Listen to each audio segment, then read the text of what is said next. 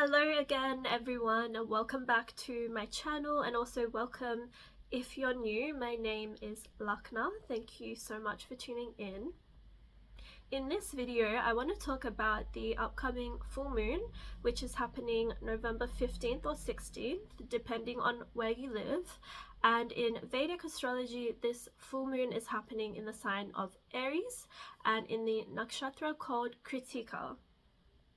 So full moons are the culmination point where the moon is fully illuminating through its light, illuminating to us what has been hidden from this chapter and this path that we are now ready to see and integrate and process, so then we can then release that and let go and heal and move on to the next chapter more lighter and more free. This full moon especially, it is to do with that releasing and letting go, cutting ties, cutting behaviors, thoughts, beliefs, ways of living that have not been serving us. Is now those sorts of patterns and behaviors and things that we have been repeating, the cycles, is really ready now to cut, to burn away, to be transmuted and transformed into new energy that is more aligned with our authentic self and who we're supposed to be and the path we're supposed to go down. And I say this because of this nakshatra Krittika. The symbols of this star are all weapons of cutting and burning and destroying. Destruction is a very necessary part in the process of our growth and healing, and destruction makes room, or it allows us to make room and space for the new energies that are more aligned, and those new energies that are aligning more with who we're becoming and stepping into. And this is very connected to the energies of a full moon, and especially in this star Krittika, there is a lot to be released and transmuted in this time. So some of the symbols include a knife, a blade, an axe, a razor, all of these sharp weapons and objects. There's also the flame, which is connected to the deity found here, who is Agni, the god of fire. So there is a lot of powerful energy associated with all of this. With the flame and with fire, we're able to purify and cleanse our spirit. Fire is that powerful in that it can purify ourselves, and so we do have the potential in this time to really purify our beings, and we can do that through lighting a candle, through connecting with a fire. Having some sort of sacred ritual with fire is a very powerful thing to do at the time of this full moon. If we think about these sharp objects, like the blade or the axe or the razor, whatever it is, they allow us to pierce and cut through. The flame allows us to burn through any ignorance, anything that isn't of the highest truth. And that flame from the fire allows us to connect with our highest truth. That light of the flame is so pure. So this is the energy right now that we can really connect with the truth and really cut out all of the bullshit, all of the drama, all of the negativity, all of the things that aren't serving us can be released now. The sharpness of these objects bring to us sharpness and clarity of our mind, of our intellect, of the thoughts that are coming through in this time of the full moon, especially with the moon's light fully illuminating to us what has been hidden.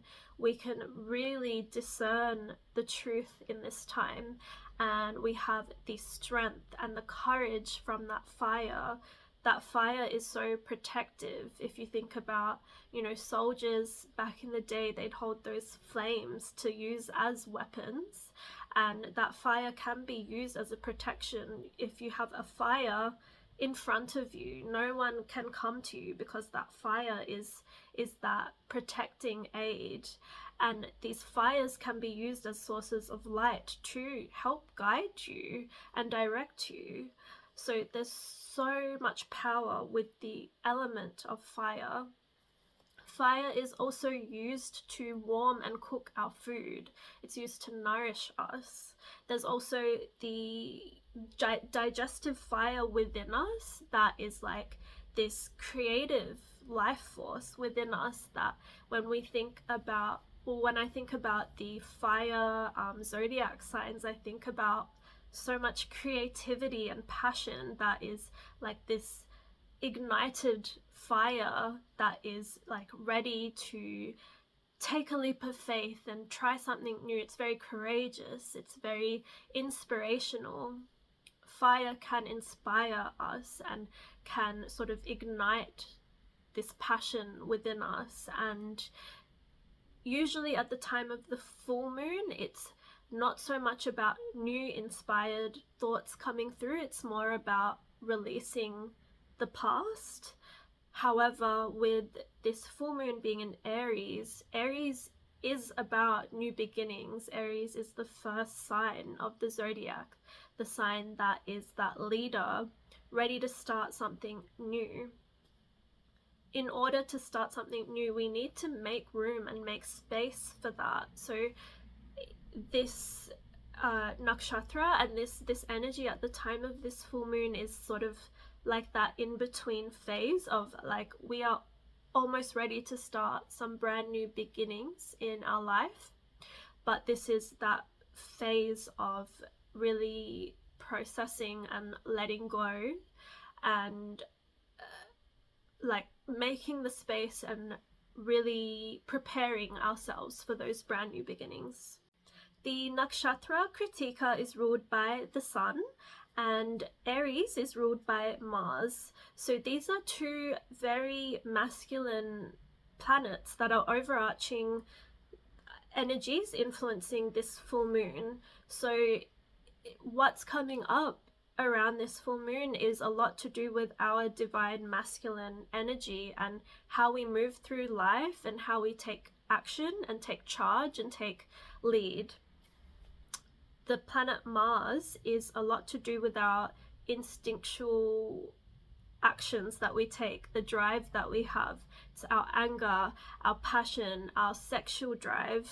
It's the actual energy that we have to move ahead in our life, and the actions that we take, the disciplined actions that we take. Then the sun is our sense of self, our identity. It's our pure light within, our soul essence, really. It's our vitality. And really, when I think about the sun, it's how much in our sense of our own light and our power and our confidence are we, you know, embodying and embracing and moving through life with. So these are some things to think about. Another image that came to mind thinking about this full moon is how in astrology you can see the sun as the king, because the sun is the brightest star in our universe, and whoever comes near the sun, whatever planet gets close to the sun, it is sort of getting burnt by the sun. It's called combustion in astrology. It's sort of weakening the strength of whatever comes close to it, because the sun's warmth and power is so strong, so bright. So the sun is the king, and Mars can be seen as the soldier or the warrior that sort of fights and defends the king. And we have this internal energy, these archetypes within us. The king within us or the queen within us is our own sense of authority and power, and knowing how important we are. Every single one of us have like this light within us that is so unique, and nothing can compare to who we are, because we're all such beautiful, unique light beings. And then we have this Mars within us, this inner warrior and soldier who is like a defender and a protector for that king or queen that is within us. This Mars energy is this soldier that is ready to assert itself, to assert yourself, to stand up for yourself, to have strong boundaries when you need to speak up for yourself when someone is disrespecting you, to, you know, actually be ready to deal with those conflicts and confrontations, no matter how uncomfortable they may be. We all have that Mars within us, and it's interesting because the following month in December, on the 6th of December, Mars will be going retrograde. So there is this theme to do with Mars, and it is sort of slowing down at the time of this full moon. And Mars is the planet of our actual instinctual drive, and the path that we're taking, like the motivation towards where we're taking, that needs to be aligned with the inner king or queen within. It needs to be aligned with our soul and our light, and not, you know, manipulated or influenced or you know, altered because of the outside world. So Mars going retrograde now in December is going to be asking us to reflect on our past and make sure that our actions that we're taking in our life are 100% aligned. And so there is a lot of looking back and going back in order to really, you know, perfect our path so that we can move forward in the most aligned way. This sign of Aries is so bold and fierce and brave and courageous. Aries is adventurous and spontaneous, ready to try new things, and really like ready to take that leap of faith and be the leaders of their life as well, and to assert themselves. So these are themes that we all need to reflect on in our own life, and how we can embody more of that, and what we need to let go of. Maybe it's limiting beliefs, you know, thoughts about ourselves, maybe it's patterns that we're holding on to. What are we now ready to cut, to burn, to release, so that we can align more with that powerful Aries go-getter energy? The primary motivation for this nakshatra is karma. Karma means our desires, following our desires. So our inspired action is motivated through what we desire. And a theme or a lesson that comes up with this star and can come up for you now potentially is the need to balance out our desire nature, making sure that the decisions that we make aren't are fueled by the desires of our inner light and our soul, and not just, you know, those egoic, temporarily gratifying desires that we have. Ensuring that, because this star is ruled by the sun, our inner light and soul, we need to always move towards having pure intentions and pure desires for ourselves. And it ultimately comes down to becoming more disciplined in our life. And this is a theme that can come up now, is trying to critique our life, to discipline ourselves for our highest good, to help us grow and evolve. With all of the moon cycles, I always look into the previous new moon or full moon and see how the chapter connects, because everything is connected, especially with the moon. These cycles, they have a message for us. So the previous new moon was the start of this cycle, which was in Libra, in the sign of Swati. Libra is the opposite sign of Aries, so it's on the same spectrum but opposite signs. So we are needing to balance the Libra and the Swati energy with the Aries and Krittika. So Libra is ruled by Venus, Aries is ruled by Mars. It is essentially a balance of our divine feminine and masculine energy within. Venus can be seen as themes to do with beauty, love, art, connections, relationships, partnerships, other people in our life, and creating that harmony and peace and balance within those connections with others.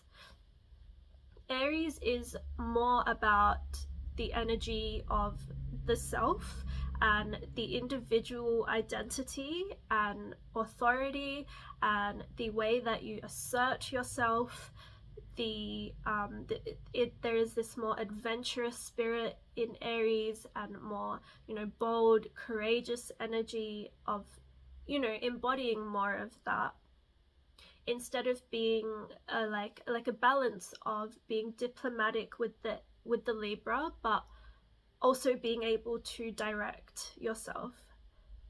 There's also the harmonious energies and creating that conflict, when not creating the conflict but confronting the conflict when necessary and asserting yourself when necessary.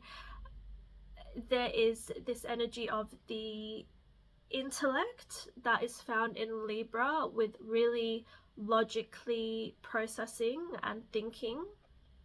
With Aries, it's more about instinctual drive and movement, and really, trusting your gut and going with that. So there's a few themes there to balance out and to think about in your life, to journal about and reflect on. And how balanced are you with those two areas of your life? It would be really helpful for you to look into your own personal chart where you have Aries and where you also have Libra, because we will all have those two zodiac signs in a specific house in our birth chart, and those are the two houses that are being illuminated in this time for you to really focus on and reflect on, to integrate and process and become a higher version of yourself in those areas, to lighten the load in those areas as well and release what isn't serving you, to make space to become that newer version that is trying to transform and take place. And this is like that transition phase, sort of like when the butterfly is inside, or the caterpillar is inside the cocoon. This is the energy right now in this moving into this full moon. It can feel dark, it can feel scary, it can feel very like unknown. But in this time where you're in that cocoon, the veil is very thin as well, because this cocoon is actually starting slowly to get thinner, and we're almost ready to emerge. But because this phase has never happened before, it is scary. But it's a very powerful thing, and we need to be really patient and kind with ourselves. With this really sharp and fierce energy of this star, it's important to allow ourselves to tap into that, but also don't use those sharp objects and that fierce flame to hurt ourselves and to be hard on ourselves, Krittika literally means critique. Like, we don't need to be so hard on ourselves. We need to allow that powerful flame to nurture us, to keep us warm, and to make us feel safe enough to feel whatever wants to come up in this time. So I hope that you all can do that for yourselves, and I really wish you all so much healing in this time. I know that it is a very interesting time right now, and it's like, yeah, it's just such an interesting time in it. We're moving towards the end of the year, and there's a lot going on. There's a lot to try and keep up with, but I also know that cycles are repeating at this time, and we are being faced or forced to face and deal with a lot, especially on the time of full moon. So I hope that you can all take that in the smoothest way possible, and I wish so much smooth transformation, transmutation, and alchemy for all of you that are watching this video. I'd love to hear your own stories and what's going on at this time, and if you have any personal planets in this nakshatra of Krittika, I'd love to hear from you, and like if any of this resonates. And yeah, besides that, I will see you all in my next video.